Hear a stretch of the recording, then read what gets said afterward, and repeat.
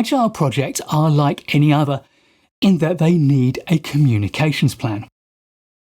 But you will want to adapt your approach to suit the fact that you're working in an Agile way and possibly to accommodate the particular Agile framework that you're using.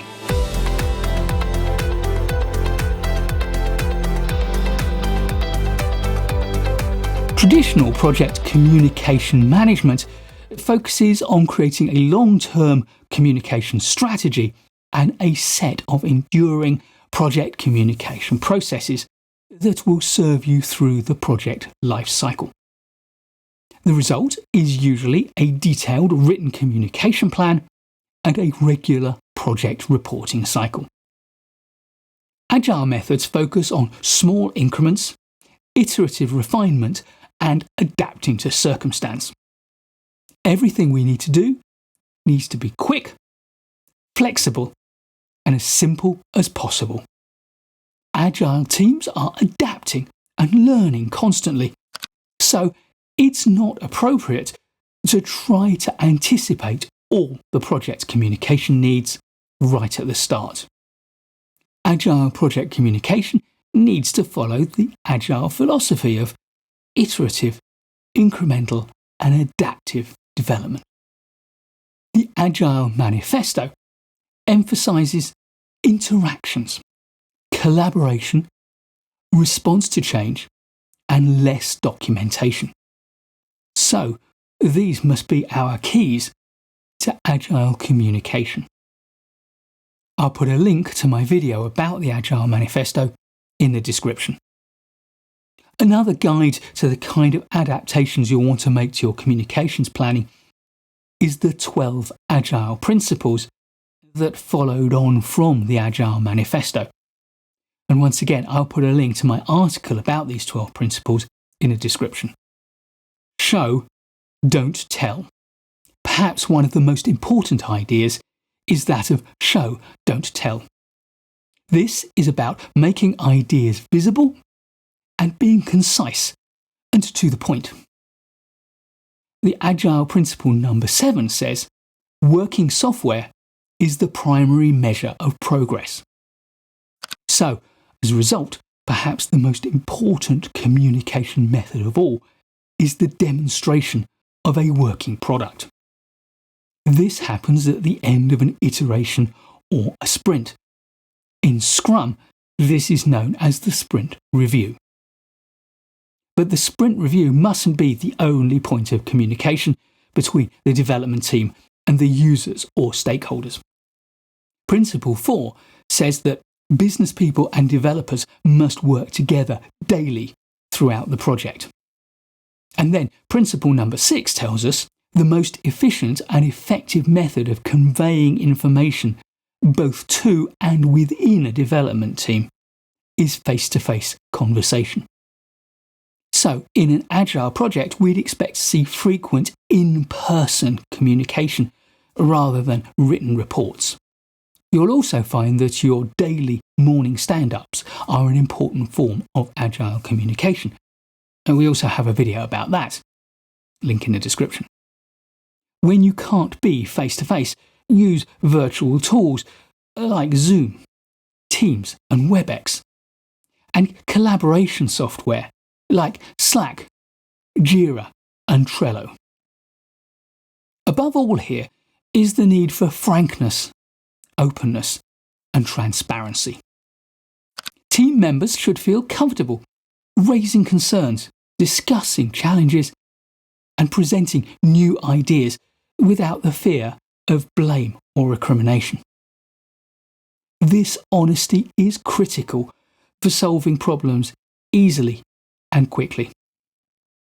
And talking about problems, communication processes need to be able to adapt to changing circumstances. For example, this can mean switching quickly from a structured status meeting to an informal problem-solving session.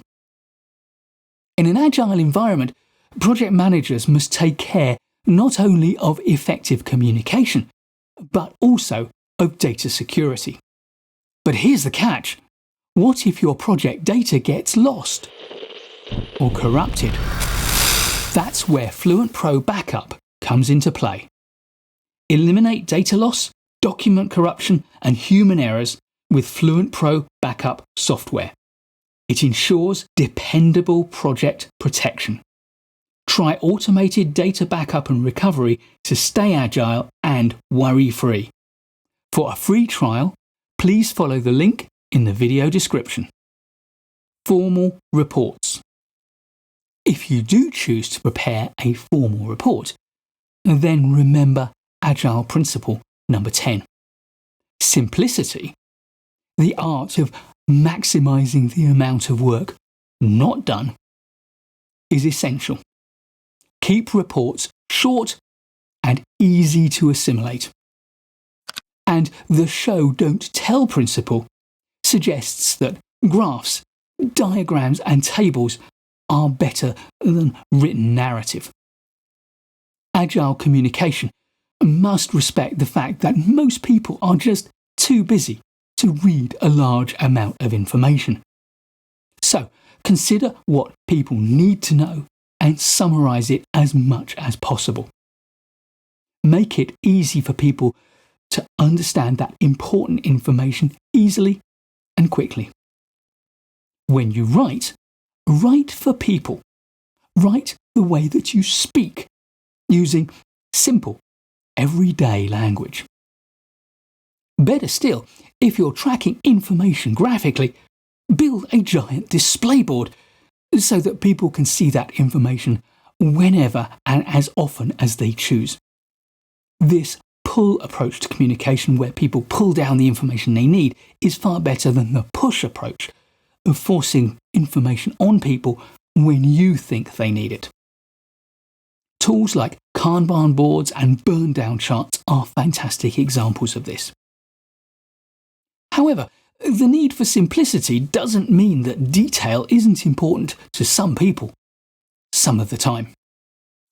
Good agile communication summarizes, but also points people to where they can access the detail if and when they want it. Give people a choice about whether they access that detail and when to go and get it, and then give them the information they need so that they can access it when they want it. What to communicate. Finally, go back to principle number 7 when you're deciding what information to prioritize. Remember the idea that working software is the primary measure of progress. The work that has been delivered and the current work in progress are what most stakeholders most need to know about. Please do give this video a like if you've learned from it or enjoyed it. I'll be making loads more great project management videos for you, so please do subscribe to the channel and hit that notification bell so you don't miss any of them. And I'll look forward to seeing you in the next one.